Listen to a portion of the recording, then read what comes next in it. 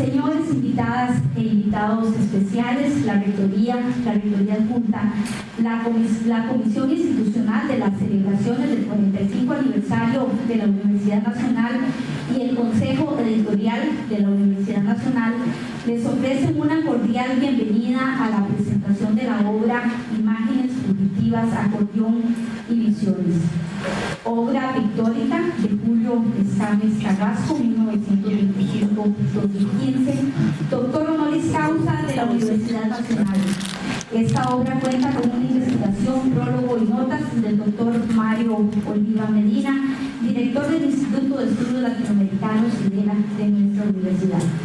Con esta obra, la Universidad Nacional, en su 45 aniversario, hace justicia a Julio Escames y se honra al poner al alcance de los lectores una obra que posee una relevancia especial sobre los trabajos y los días del pintor en Costa Rica.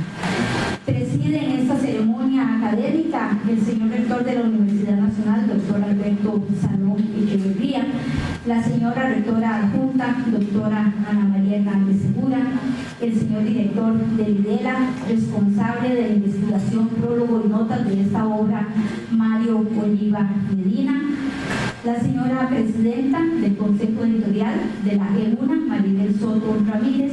Le ofrecemos una cordial bienvenida a la señora Orieta Escames Carrasco, hermana de don Julio Escames, al señor Gastón Gainza, quien hoy nos ofrece el análisis de esta obra, y al señor encargado de negocios de la Embajada de Chile, el señor Sebastián Osorio Buste. A todas y a todos les ofrecemos una cordial bienvenida. Le ofrezco la palabra a la señora presidenta del Consejo Editorial, Maribel Soto Ramírez.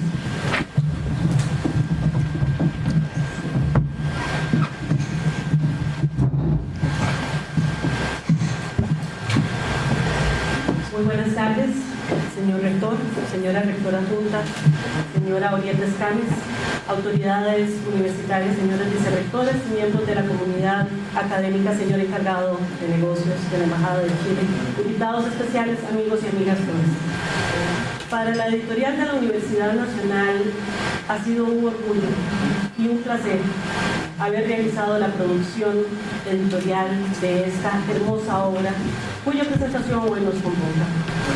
Significó definitivamente un gran reto en los aspectos técnicos, por el tipo de obra, por el gran formato, por la profusión de colores, que se asumió de una manera comprometida, sumamente profesional, y en ello reconozco la participación de la editora de la Universidad Nacional, la señora Alexandra Meléndez, por supuesto del diagramador don Malcolm Alfaro. La obra reviste además un valor en sí mismo, porque recoge el acervo del doctor Julio Escames Carrasco, pero también en un momento celebratorio de la fundación de nuestra universidad, una obra como esta marca un hito en la producción editorial y en nuestro fondo editorial. Por ello es importante reconocer el cariño, la energía con que la administración Salón Echeverría asume desde el primer momento la producción de esta obra y la impulsa. Asimismo, es de vital importancia reconocer el trabajo de un historiador connotado y distinguido, como es el doctor Mario Oliva Medina, con la preparación, la elaboración, la investigación del material que conforma esta obra. En nombre del Consejo Editorial de la Universidad Nacional, en un momento tan hermoso y tan que nos une en cariño, que nos une en esperanza, como es la celebración de la fundación de nuestra Casa de Estudios, agradezco profundamente al doctor Mario Oliva Medina habernos confiado su producción académica e intelectual para llevarla adelante orgullosamente con el sello editorial. Muchísimas gracias.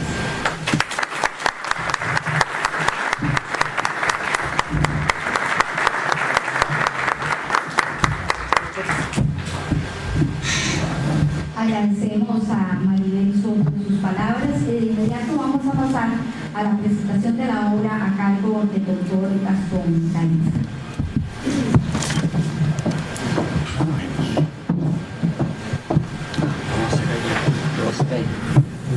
Gastón. Ahí, sí, ahí.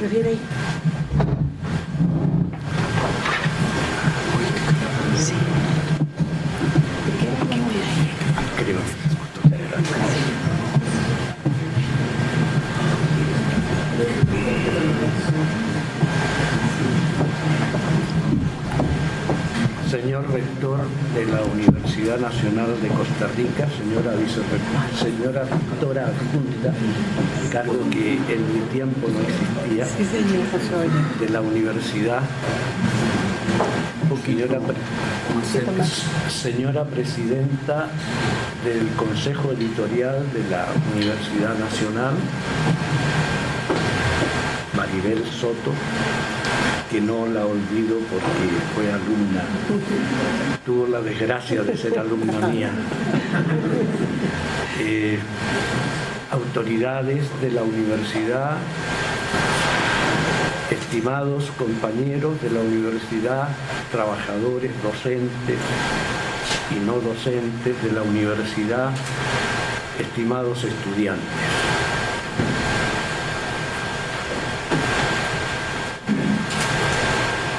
Se me ha encomendado este gran honor de presentar un libro que más que libro es una joya que al tenerla entre las manos nos da una señal de el paso que Julio Escames Carrasco tuvo por Costa Rica y por esta universidad.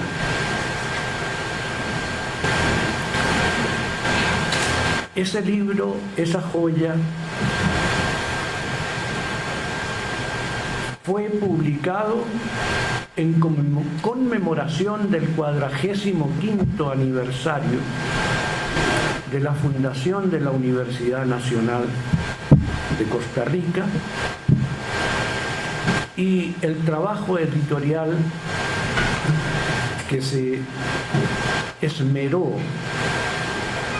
en afianzar esta joya es digno de todo el coro.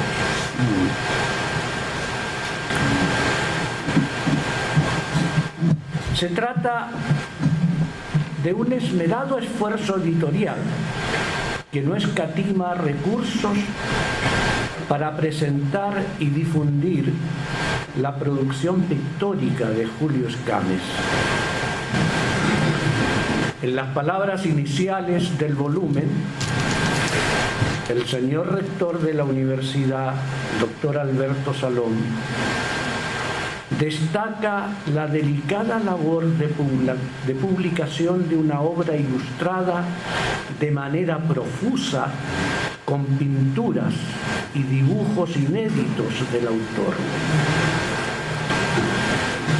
Por otra parte, este volumen es el primer producto de la investigación en curso interinstitucional Voces y Rostros del Exilio Chileno 1973-2015, que dirige en la Universidad Nacional el doctor Mario Oliva Medina. El equipo está constituido por los investigadores Marcela Ramírez, Diana Rojas y Rolando Obando. En los agradecimientos que encabezan esta obra, el doctor Oliva señala que ellos le acompañaron en el levantado de la información de estos textos. Justamente, los 3 libros o cartapacios inéditos de Julio Escames, reunidos en este volumen, Imágenes fugitivas, Acordeón, Visiones, son precedidos respectivamente por un prólogo del doctor Mario Oliva. En cada uno de ellos, el doctor Oliva aporta información histórica y técnica sobre los bosquejos, dibujos y pinturas que cada libro contiene. Por consiguiente, constituyen una valiosa fuente de información contextual. Como toda obra artística, la producción pictórica de Julio Escames puede originar diversas lecturas. Como lo estableció Mijaíl Bajtín en su teoría sobre textos y géneros discursivos, cada texto es una respuesta a todos los textos que en su respectivo género discursivo no solo lo precedieron, sino que lo continuarán manteniendo en vigencia. En esta premisa se funda el principio de la intertextualidad. Sobre esta intertextualidad es a la que voy a referirme más adelante. Como contribución modesta a los análisis que futuros investigadores hagan de los textos de Julio Escames, quiero detenerme en una de las matrices de sentido que se hacen evidentes en las pinturas de Visiones, el tercero de los libros reunidos en este volumen. Me refiero al poder como categoría de la producción del sujeto en toda reproducción social. No es casual, por lo mismo, que uno de sus cuadros se titule La estructura del poder. Todo colectivo humano, económico, políticamente organizado, es un proceso de reproducción social. En definitiva, esa reproducción es la historia de ese colectivo. Una de las fases más importantes de la historia, así concebida, es la programación social de los comportamientos de los miembros del colectivo. Entre los pensadores que han abordado este tema está Louis Althusser. Él creó la categoría de los aparatos ideológicos del Estado. Los aparatos ideológicos del Estado vienen a ser lo que en otras palabras otros investigadores han llamado los agentes del sometimiento, los agentes sociales del sometimiento. Pero no solo la ideología es una de las matrices fundamentales en el proceso de la programación social. Comparten esa condición de punta el poder y la sensibilidad social, a la que Eliseo Verón llamó sujet.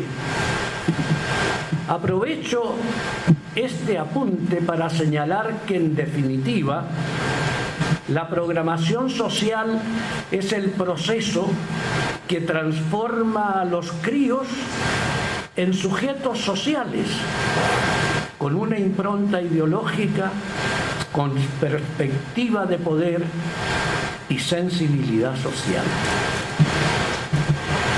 Este proceso no podría llevarse a cabo sin la activa participación de lo que Yuri Lotman llamó la semiosfera.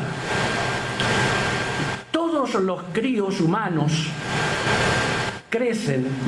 crecimos en una semiosfera que también determina sus comportamientos, nuestros comportamientos. Se trata de los diversos lenguajes verbales y no verbales que hacen posible la comunicación social. Sus principales productos son los géneros discursivos y los textos que los materializan. Julio Escames vivió en Chile una programación social semejante a la que me convirtió allí en sujeto de la reproducción social chilena. Como el poder y la ideología son matrices comportamentales gobernadas por el grupo dominante, ellas responden a los intereses de ese grupo. El sector social dominante en Chile, en la primera mitad del siglo XX, seguía teniendo por objetivo someter a los restantes grupos de esa formación social. Esa dinámica de poder desemboca dialécticamente en la contradicción entre sometimiento y resistencia, que ha caracterizado a la sociedad chilena hasta septiembre del año 1973. Ese es el contexto económico-político en el que Julio Escames creció, se hizo pintor y triunfó en su Chile natal hasta que las bayonetas destruyeron el mural que había creado para la estación de ferrocarriles de la ciudad de Chillán. El grupo dominante de Chile corresponde a la derecha política de ese país. Por su parte, no todos los sectores no dominantes asumían una posición política de resistencia. Había en ese grupo partidos que se autoasignaban el carácter de centro-derecha. Esta denominación, como la de centro-izquierda, de índole ideológica, es improcedente. En la dialéctica sometimiento-resistencia no cabe el centro. O sea, se está con unos o con otros, con quienes someten o con los que resisten. Julio Escames era profesor de la Universidad de Concepción. En esa prestigiosa casa de estudios superiores, en la década de los 60, surgió un nuevo partido de la resistencia chilena. Este es un indicador básico de la agudización que se había ido produciendo en la reproducción social del país austral. En todos los campos del quehacer cotidiano crecían las ansias de resistencia. Uno de los más relevantes corresponde a los trabajadores artísticos. En esa misma década de los 60 emergen grupos musicales, pictóricos, de teatro callejero, de artesanos. Artistas académicos crean frentes con artistas populares. El arte popular, negado por el arte canónico, recupera el sitio que le corresponde en toda sociedad de clases y se convierte en vanguardia de los nuevos ideales.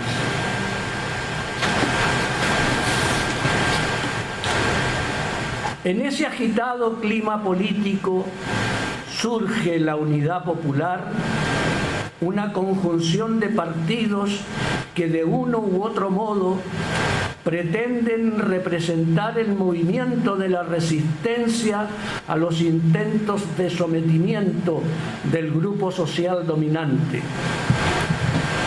Llegan las elecciones de 1970, pese a los arteros recursos de que se vale la derecha para impedirlas. Triunfa Salvador Allende. El pueblo chileno se siente vencedor, pero la derecha, herida, reunifica las fuerzas de su poder. Un alto porcentaje de los altos mandos de las Fuerzas Armadas pertenecen a ese grupo dominante, sobre todo los de la Armada, para quienes el ingreso a la escuela naval era un lavado de sangre. El pintor toma nota de lo que acontece. Vive el júbilo del pasajero triunfo electoral, aunque a la vez vislumbra ese aparato que metaforiza al poder e intuye que la lucha recién comienza. Efectivamente, el 11 de septiembre de 1973 cae el gobierno de la Unidad Popular y se desata una de las tiranías más cruentas y sanguinarias de Sudamérica. La derecha chilena pide castigar y escarmentar. Las Fuerzas Armadas crean el terror social.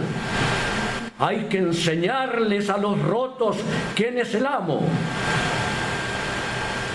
El pintor, como miles de intelectuales y artistas, debe abandonar su suelo natal para vivir el exilio. Me parece que esta breve aproximación a la categoría de poder en la programación de la reproducción social chilena permite ver los bosquejos, dibujos y cuadros de Julio Escames con una perspectiva histórica. Para mí, uno de sus cuadros fascinantes que expuso aquí en Costa Rica es el que reproduce en un plano superior en diagonal una fiesta de la burguesía chilena, mientras en el plano inferior se ve a los mineros entrando a la mina. También el exilio motivó el afán artístico de Julio Escames. Generosamente donó las ilustraciones del poemario Para subir al Jomalú de Helio Gallardo Martínez, obra que fue publicada en San José por Ediciones Perro Azul en 2002. Julio Escames nos dejó a fines del 2015, pero su obra, la producción pictórica de su genio, permanecerá siempre en Iberoamérica y en el mundo.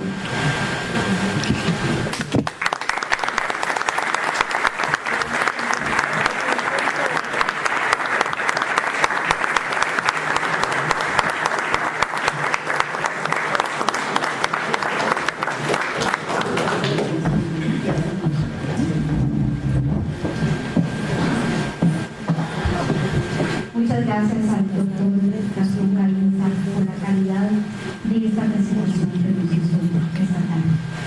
Le agradezco al señor rector y a la señora rectora adjunta que pasen frente a la mesa principal.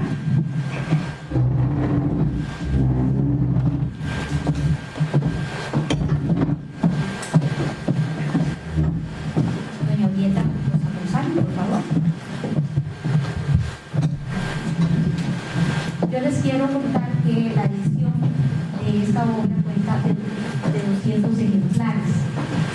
La señora rectora junta tiene el ejemplar número 1 y es el que se le va a hacer entrega a doña Aurieta esta noche, y el señor rector ya se entrega un ramo de flores.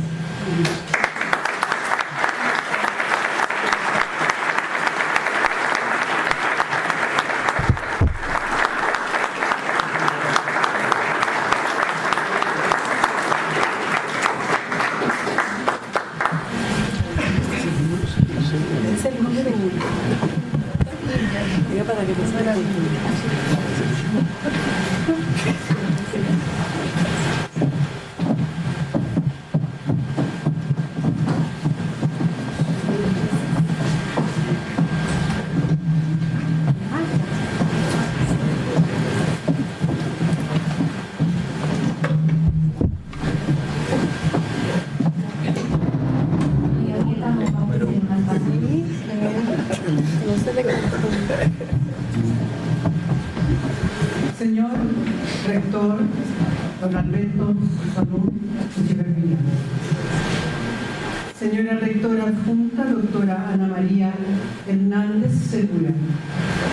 Señora presidenta del Consejo Editorial de la Universidad Nacional, Maribel Soto Ramírez. Señor Mario Oliva Medina, responsable de la investigación, prólogo y notas de esta obra.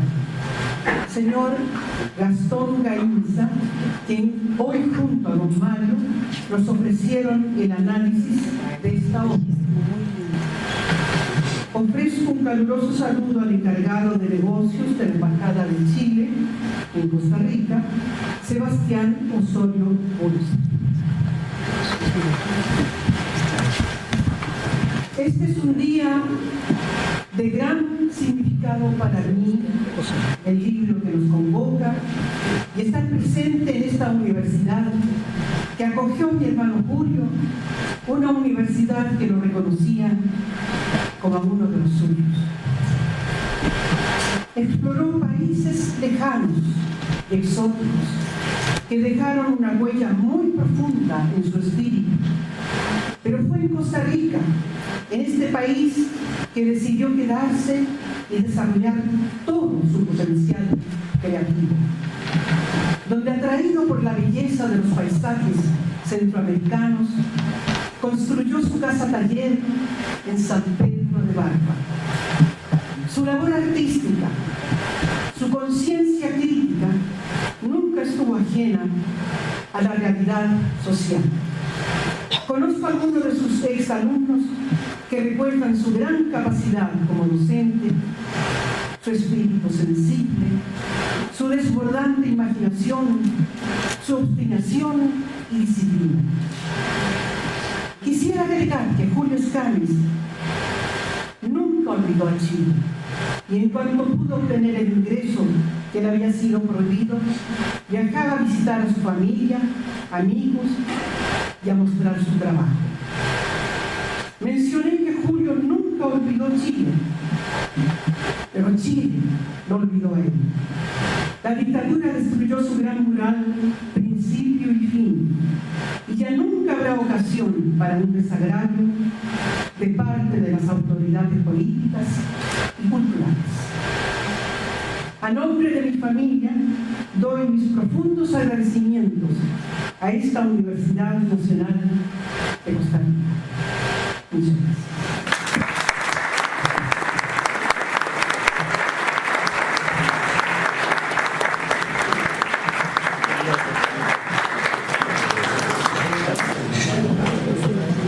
Muchas gracias a doña Aurieta por estas emotivas palabras. Le ofrezco la palabra al señor investigador del prólogo y las notas, don Mario Oliva Medina.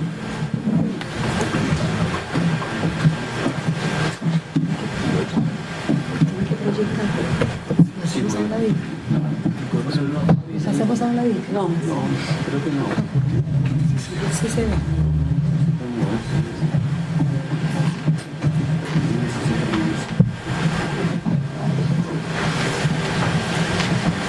Buenas tardes a todas y a todos.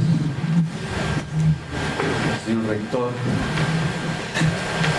señora rectora, Maribel, directora de nuestra editorial, la hermana de Julio Orieta y también profesor Gastón Gainza. Quiero agradecerles que nos acompañen en esta oportunidad. Veo muchas caras conocidas, de amigos de hace unos 30, 40 años. Muchas gracias por acompañarnos y acompañar al pintor. También a gente joven, y eso también es gratificante para nosotros. Quiero decir algunas cosas con respecto a la obra y a la vida de Julio Escamis. Él lo señalaba anteriormente de que este trabajo pertenece o está inscrito en un proyecto mayor sobre las voces y exilio voces y rostros del exilio chileno en Costa Rica, y que en octubre entregaremos el resultado final. Este libro, bueno, hemos puesto esta imagen y Orieta me decía, ahí está con sonrisa el pintor, pero no siempre estaba sonriendo. Y no puedo dejar de comenzar y de hablar sobre Julio Escamis, si no es por la primera impresión que yo tuve cuando lo conocí y me hice acompañar por el pintor de nuestra Escuela de Arte, Miguel Hernández. Dentro de todo lo que él había hecho, me mostró esta imagen. Ya tenía 90 años. No me mostró ninguno de sus dibujos, bocetos, obras.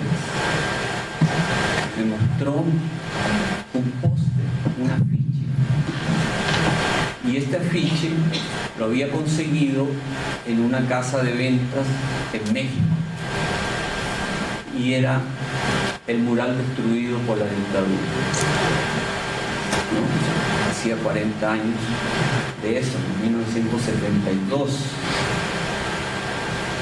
Este mural, si ustedes lo ven aquí, bueno, aquí está Orieta mostrándome con Julio el mural.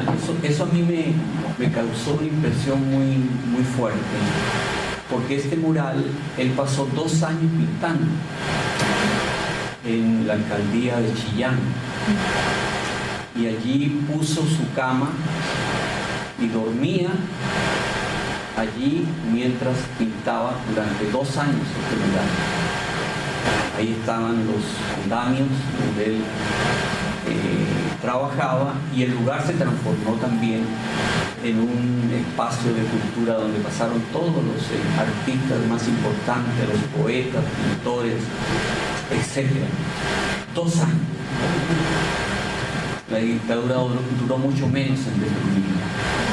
Por eso es que Julio vino a Costa Rica, porque estaba en peligro su vida. Este mural tuvo una trágica vida. Miren quién está allí con Julio Escamis. Joaquín Gutiérrez, en Chile, en 1972. Y este es Domingo Sierra, es el fotógrafo que dejó para la posteridad la memoria de ese mural. Pero no queda ahí la historia de este mural, porque los militares, al llegar al poder, pues obviamente intentaron destruirlo, lo encontraban peligroso. Además hablaba sobre el imperialismo y estas cosas, y hablaba sobre los obreros, decía muchas cosas el mural. Era un texto sumamente agresivo, pero también estaba el porvenir ahí. Entonces le pusieron una capa de alquitrán, pero uno de los militares dijo: no es suficiente la capa de alquitrán, hay que demoler la pared para que desaparezca el mural, porque si no lo pueden restaurar. Por lo tanto, se destruyó la pared. para poder destruir el mural. Pero el mural no se destruyó. En el año 2016, la ciudad de Valdivia, una ciudad sureña, en Chile, fue declarada ciudad cultural y hizo una encuesta de las 10 obras, de las 10 mejores obras chilenas universales. Las 10 mejores obras chilenas en la historia de Chile. Y apareció entre las 10 principio y fin. En la memoria. En la memoria de los chilenos que ni siquiera conocieron el mural. O sea, quedó entre las 10 obras y es una obra que no tiene existencia física. Está en la memoria. O sea, la obra de Julio tiene esa dimensión de universalidad, incluso con obras que ni siquiera existen, como es el caso de este mural. Yo voy a dedicar mi tiempo, dicen los expertos que no podemos estar más de 20 minutos atentos a lo que alguien pueda decir, así que voy a tratar de ser lo más concreto posible. Fíjense ustedes que Julio Escámez, no sabemos todavía cuánto pintó Julio Escámez. Tenemos un recuento de lo que pintó, cuántos cuadros, cuántos cuadernos, cuántos bocetos. Tenemos algunos registros, los registros que hay en Chile, lo que está en colecciones privadas, etcétera, lo que él dejó en sus viajes, que fue también importante, pero no hay un registro todavía de eso. Pero son varios cientos. Bocetos deben andar alrededor de unos 3.000 a 5.000 bocetos, mínimo, ¿no?, de lo que está en manos de la universidad, en lo que heredó a la universidad el pintor, fuera de los cuadros. Pero cuadros, recuerden que heredó a la universidad los cuadros del Apocalipsis, que son cuadros de dimensiones, que no cabrían en un edificio de estos, ¿no? El valor de esos cuadros tampoco lo sabemos, pero deben andar por varios millones, yo no diría de colones, sino probablemente de dólares. Entonces lo que la universidad heredó fue un tesoro. Entre ese tesoro están sus cuadernos de dibujo. Su biógrafo José Miguel Varas registra la siguiente confesión. Para mí todo viaje, dice Escámez, es ver, mirar y dibujar, más tarde pintar. Son impresiones que se conservan y que están allí, yacentes a veces por largo tiempo para reaparecer de manera inesperada. Desde muy joven me habitué a dibujar lo que veía. Nunca viajé sin un cuaderno o blog y nunca dejé de llenar cada día páginas y páginas con bocetos. El perfil de una montaña, el trazado de un camino, por el costado de un cerro, un rostro, unos ojos, unos labios. Eso está en un cuaderno. Y efectivamente todavía no sabemos cuántos cuadernos dejó el pintor. El archivo que tenemos debe andar alrededor de unos 100 cuadernos, pero seguramente fueron muchos más. Nunca sabremos cuántos cuadernos fueron, y que contienen cientos de dibujos. Solo los cuadernos en el registro nuestro tienen alrededor de 3.000 dibujos o bocetos. Bocetos que luego se transformaron en grandes cuadros o en murales, ¿no? Él pintaba y pintaba y nunca mostraba estos cuadernos, pero los conservaba. Dentro de este libro que estamos presentando hoy día hay dos cuadernos, Imágenes fugitivas y Acordeón. y el otro es el libro que dejó en manos de su hermana y de Marcelo Gaete, que nos acompaña acá, Marcelo Gaete hijo, que dejó el archivo digital con el que trabajamos. En imágenes fugitivas que ponemos en manos del lector, puede considerarse de lo más acabado de la colección, encontrada y bajo la custodia de la Universidad Nacional. En el estado actual de la investigación sobre la obra y vida de Escámez en Costa Rica, es posible sugerir que este cuaderno pertenece a la etapa en que vive en Costa Rica. El cuaderno de imágenes, al igual que tantos otros, son parte de sus emociones hechas imágenes. Escámez interpretaba estos dibujos del siguiente modo: cada imagen es un instante hecho visible por la línea y los contrastes, configurando los seres y las cosas representadas, dotándolas de aparente movimiento. Este fue un aspecto crucial en su manera de crear, darle movimiento a sus dibujos. Cuando uno va acercándose a la obra de Escámez, va precisamente adquiriendo esta capacidad del genio de Escámez, de hacer de la línea y del trazo un movimiento. Este es la tapa del cuaderno. Tuve la oportunidad de estar hace un par de años, en el 2016, en Europa, cuando se estaba presentando el cuaderno, el último cuaderno que encontraron o que han encontrado de Vincent van Gogh, que se llama Vincent van Gogh, Nieblas en Arles.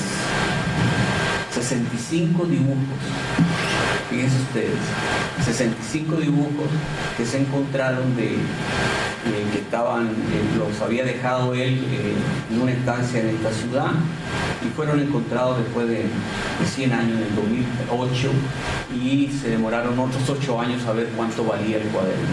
Se tasó en varios millones de dólares. No les voy a decir la cifra, que es astronómica. El mercado es así, distorsiona todas las cosas, hasta el arte, o específicamente a ciertos artistas. Ya sabemos que pintó mucho, pero vivió 37 años solamente. Se hablaba que había pintado 900 obras y unos 2000 dibujos. José, Escámez no lo estoy comparando, nada más quiero que me entienda lo que quiero decir. Escámez vivió 90 años, pintó 80 y dejó varios miles de dibujos y varios cientos de obras de una calidad extraordinaria, que lo hacen de él un pintor único. Ya hoy día sabemos que la mitad de las obras de Vincent van Gogh son falsas. Estas son algunas de las imágenes fugitivas de este cuaderno, que es extraordinario. Son 66 páginas.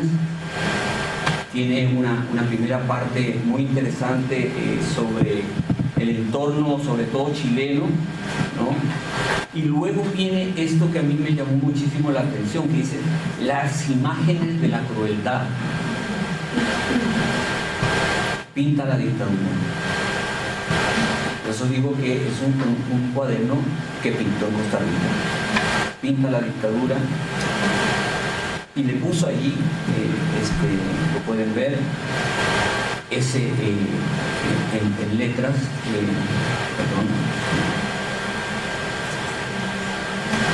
aquí hay algunas otras imágenes, y también recoge en este cuaderno, que era una cosa extraordinaria, que él hacía, que tenía una memoria prodigiosa, y entonces anotaba los sueños. Anotó alrededor de 70 sueños, que luego los hizo imágenes. Porque él siempre tuvo en su ser escribir alguna vez su biografía, ser su propio biógrafo o autobiógrafo. Lo tendremos que hacer nosotros. Fíjense que este cuaderno entonces tiene esa particularidad. Estas son las imágenes de la crueldad.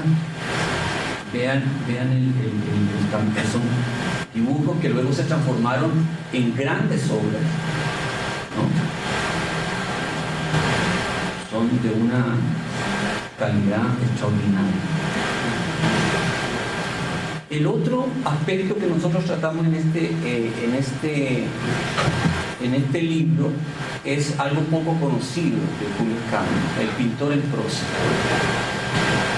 Aquí está alguien que puede hablar mucho más que yo sobre el pintor en prosa, porque Gastón era el director de la revista Escena en los años 80, 70, 80, 90.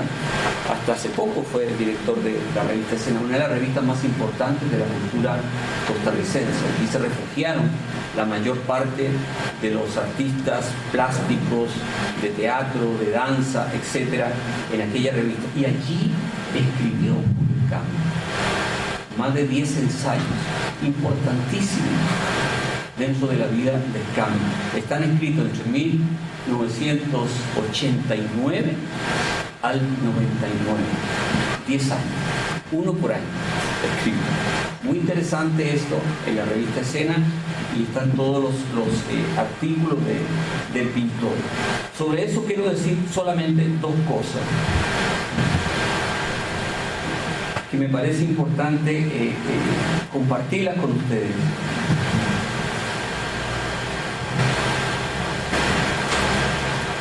Estos cuadernos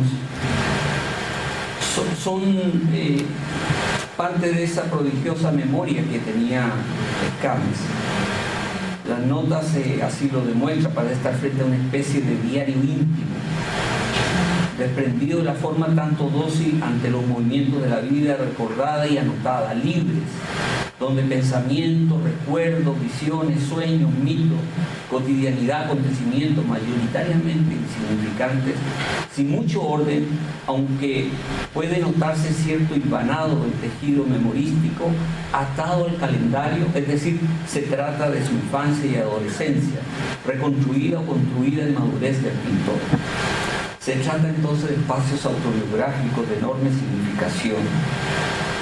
Frases, párrafos, prosa, ámbitos autobiográficos y otros ficcionales. Lo anterior encaja con la proliferación de narrativas vivenciales y su impacto en la configuración de la subjetividad contemporánea. Por lo tanto, estos cuadernos tienen una importancia extraordinaria. Sobre el pintor en prosa, que está en el apartado con los 17 dibujos del acordeón.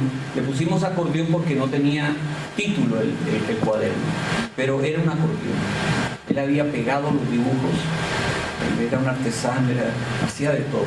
Él pegó todos sus dibujos y entonces uno lo puede hacer como un acordeón. Y son 17 más esto que yo le estoy llamando el pintor en prosa.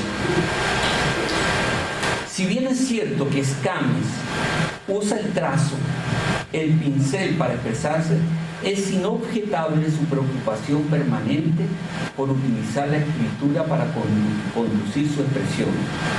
De igual modo que lo hizo a través de la palabra, son innumerables las entrevistas que concedió y con ello dejó huellas de su pensar y actuar. También en esta dirección tenemos sus clases y un sinnúmero de conferencias que dictó en varios países del continente y fuera de él.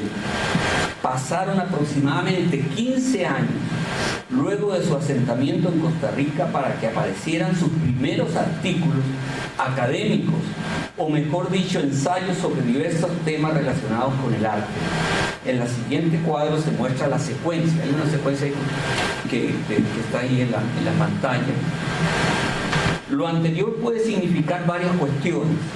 Interesante, desde el punto de vista de las preocupaciones del pintor, en primer término se trata de escritos fechados entre el 89 y 99, exactamente una década. Por otra parte, todos los artículos refieren a temas dedicados a diversas manifestaciones del arte. Es destacable que la revista Escena para esa fecha era dirigido por otro chileno, Gastón Gainza, amigo del pintor. Brindar a él como a otros coterráneos un espacio escrito de una calidad única en el medio costarricense, convirtiéndola durante varias décadas en páginas visitadas por artistas, intelectuales y profesores universitarios inevitables, siendo la expresión más visible en términos escritos de la actividad cultural costarricense y de la reflexión conceptual y teórica de las artes y la cultura. Acerquémonos a sus preocupaciones, al menos de manera general, que contienen estos ensayos, lo que siempre fueron acompañados por una serie de obras plásticas del pintor. Podemos aplicar a estos escritos las particularidades anotadas por Liliana Weinberg en su libro El ensayo en busca de sentido.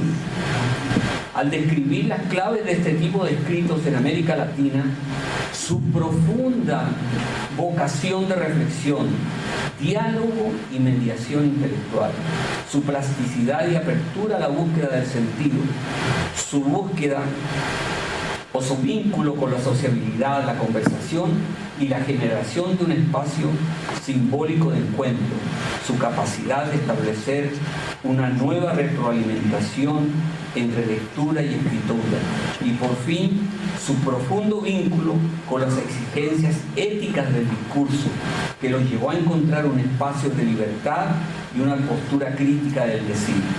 En la escritura de Camus encontramos al pensador, al crítico, al conversador, al lector liberado de las trabas disciplinarias para adentrarse en los recodos de los diversos saberes y miradas para argumentar y producir conocimientos nuevos.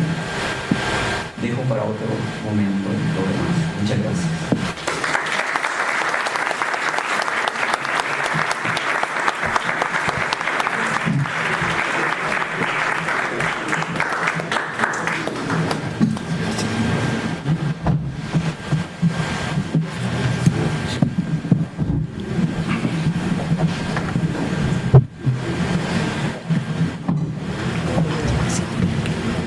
Agradecemos a don Mario Oliva esta presentación de la misma. El mensaje institucional nos lo ofrece el señor rector, doctor Alberto Salomón.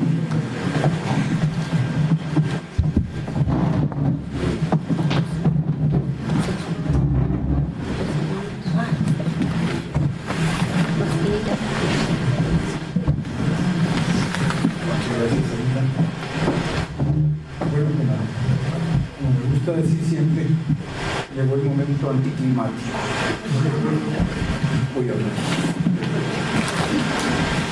Quiero saludar muy afectuosamente a mi querida compañera directora adjunta, Ana María Hernández Segura, así como también a todas y todos y cada uno de los compañeros vicerrectores de la Universidad Nacional, las compañeras asesoras que nos apoyan. Quiero saludar a cada una persona que en los momentos cumbre siempre nos sigue acompañando. Es la rectora de la Universidad Nacional, Sandra León, que está aquí con nosotros y que saludo de manera afectuosa. Saludo a Orieta Escames, hermana del pintor, pero ella misma es una artista, cosa que recién me he enterado para dicha misma. Saludo a Mario Oliva Medina, un extraordinario y querido amigo que tuvo la osadía de emprender esta obra, a la cual ahora me voy a referir. Maribel Soto Rodríguez, presidenta de la Consejo Editorial de la Universidad Nacional, también una directa amiga, mi querido tengo que decirlo ya, viejo amigo Gastón Gainza, un maestro siempre de muchos de nosotros, junto con Betty, mi esposa que se encuentra aquí, han constituido una pareja que es un ejemplo para la juventud de tantos años de lucha en Chile y en Costa Rica. Muchas gracias por vuestra compañía, por tus palabras, Gastón, que son siempre fuente de inspiración. Al señor encargado de negocios de la República de Chile en Costa Rica, Sebastián Osorio, un saludo afectuoso. Y a todas y todos ustedes, que no los cito, a todos y a todas, me cansaría, igual se me olvida algún nombre, pero veo demasiadas caras conocidas. Es difícil resumir en pocas palabras lo que tengo, los sentimientos, sobre todo, que tengo apretujados en este momento en el corazón.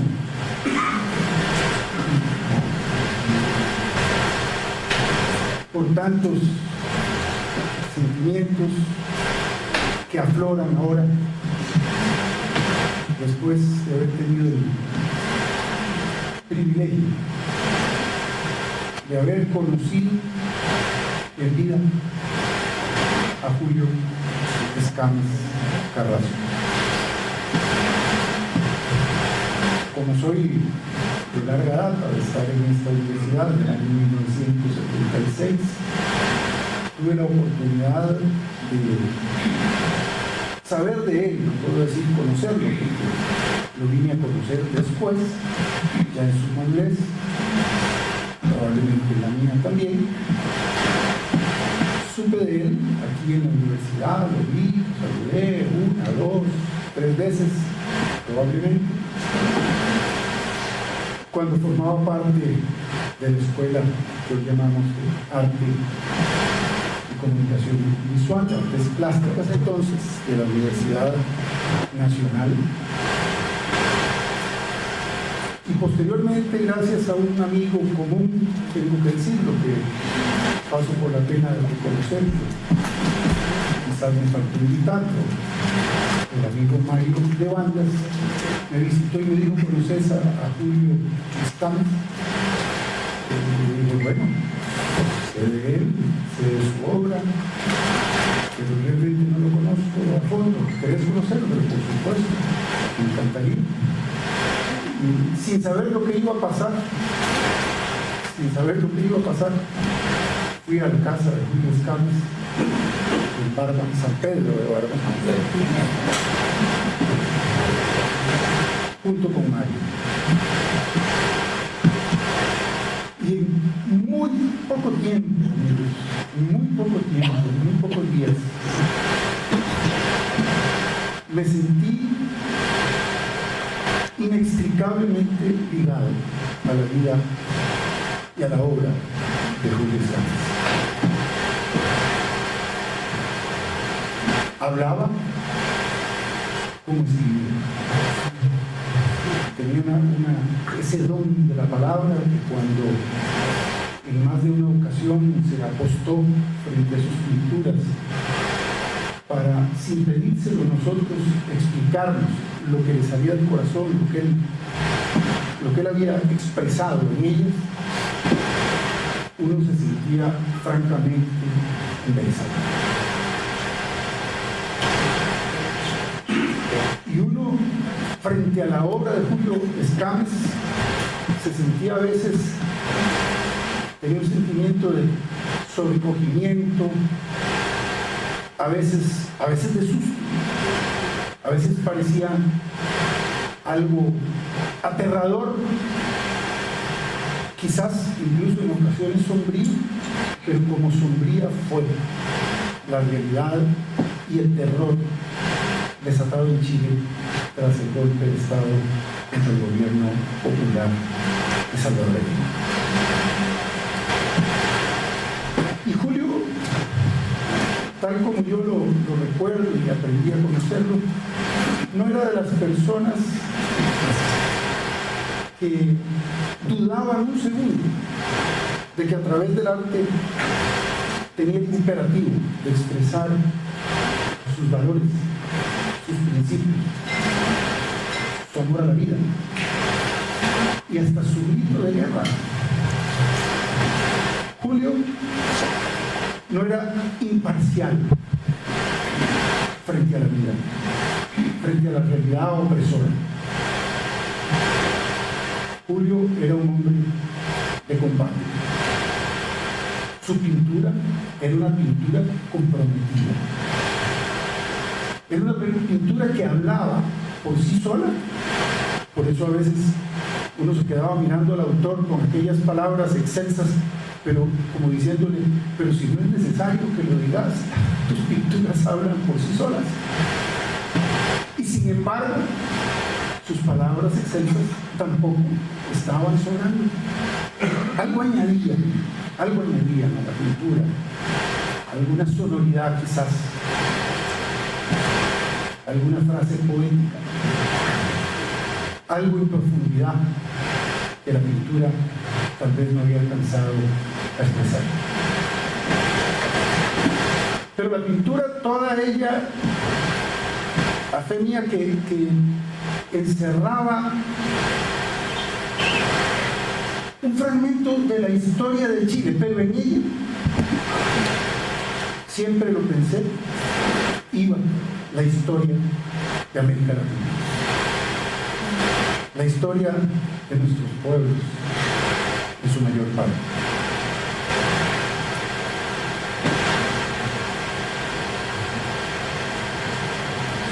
Y claro, Julio, como tantos otros chilenos, algunos de los cuales y algunas de las cuales se encuentran hoy aquí con nosotros, agradecemos eso, y son parte ya de nosotros, son parte consustancial de nuestras vidas, de nuestros sentimientos, de nuestros corazones, de nuestro cariño por Chile.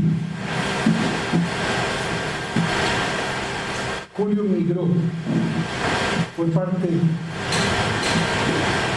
de aquella enorme cantidad de seres humanos que debieron partir de su patria sin saber qué sería de sus destinos, huyendo de aquella oprobiosa dictadura que ensombreció a Chile durante un largo periodo, la dictadura de Pinochet. Y bueno, ahora acabo de oír a su hermana Orieta decir que Julio nunca olvidó a Chile. Y eso hace más grande su amor por Costa Rica y su arraigo por esta tierra. Porque sin olvidar un solo momento a su país natal, permaneció arraigado a esta tierra. Y tuvo la gentileza, la nobleza extraordinaria,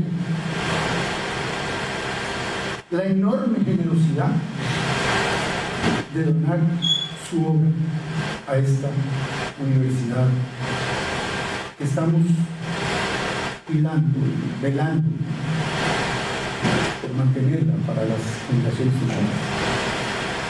Solo difiero con Orieta en una cosa: Chile no ha olvidado a Julio Escámez, ni lo olvidará, porque está presente en el recuerdo como se recuerda a Víctor Jara, como se recuerda a Violeta Parra, como se recuerda a Mercedes Sosa, como se recuerda a Miguel Hernández, como se recuerda a Pablo Neruda, de quien era su amigo, o a Fernando Alegría, otro poeta chileno.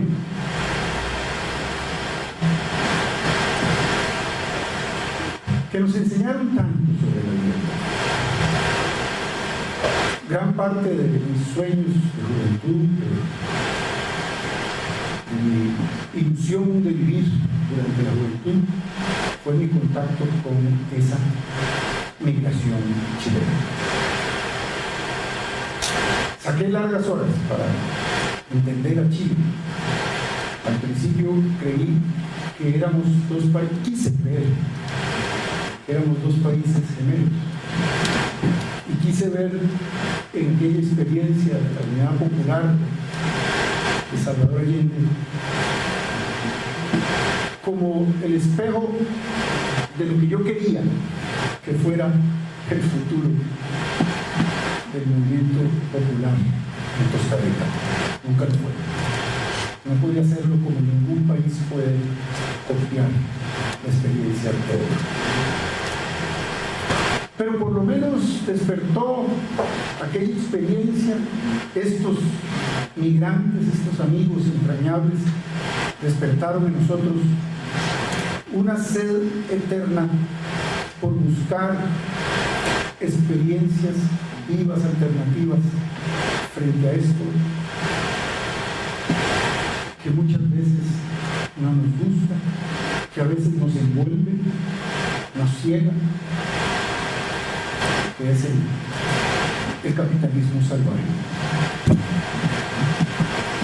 Chile no fue la primera experiencia popular, de unidad popular, en tratar de abrir un camino pacífico, legal, a lo que entonces llamaron la vía chilena al socialismo. No fue la única experiencia, pero sí creo yo que fue la más singular, la de mayor renombre, la de mayor repercusión, la que marcaría los destinos de América Latina en muchos sentidos. En la cultura y en el arte, en la poesía, en la danza, pero también en la política. Es decir, ese deseo de abrir una ruta alternativa a la opresión en el mundo, a la opresión que significa violencia, que significa explotación, pero por un marco, paradójicamente, por un marco pacífico. Eso era lo que en esencia significaba para muchos de nosotros la presencia de los migrantes en Chile y la experiencia de la Unidad Popular en aquel tan lejano pero cercano país para muchos de nosotros. Me ocurría mucho ante el pintor, el poeta, el narrador Julio Escames, lo que me ha ocurrido con el libro que Mario recogió, sus pinturas, con tanto cariño, con tanto cuidado, y escribió. Yo me he sentido frente al libro, los primeros días lo recibí de la editorial con un enorme agradecimiento, y a pesar de estar tan bien hecho, tan sólido, tener su forro donde está inserto el libro sólidamente, como que no me atrevía a tocarlo, me parecía que era algo que debía respetar y de veras que eso me pasó muchas veces al principio con Julio. Me parecía estar frente a una persona tan inmarcesible, tan grande, tan extraordinaria, que no me atrevía a palparlo, a acercarme, hasta que un día rompí aquella barrera que parecía infranqueable. Y decidí abrazarlo como se abraza un padre, como se abraza un amigo, como se abraza a un hermano. Y así con el libro.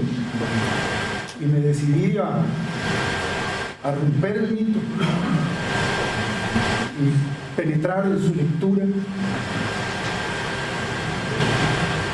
donde también aprendí a conocer a otros hermanos que la vida me ha dado la oportunidad de conocerlo mejor ahora, a Mario Oliva. Y estoy seguro que frente a una enfermedad que lo avasalló, que lo atacó, la ilusión de este libro, de escribir esas páginas, la ilusión por verlo vivir,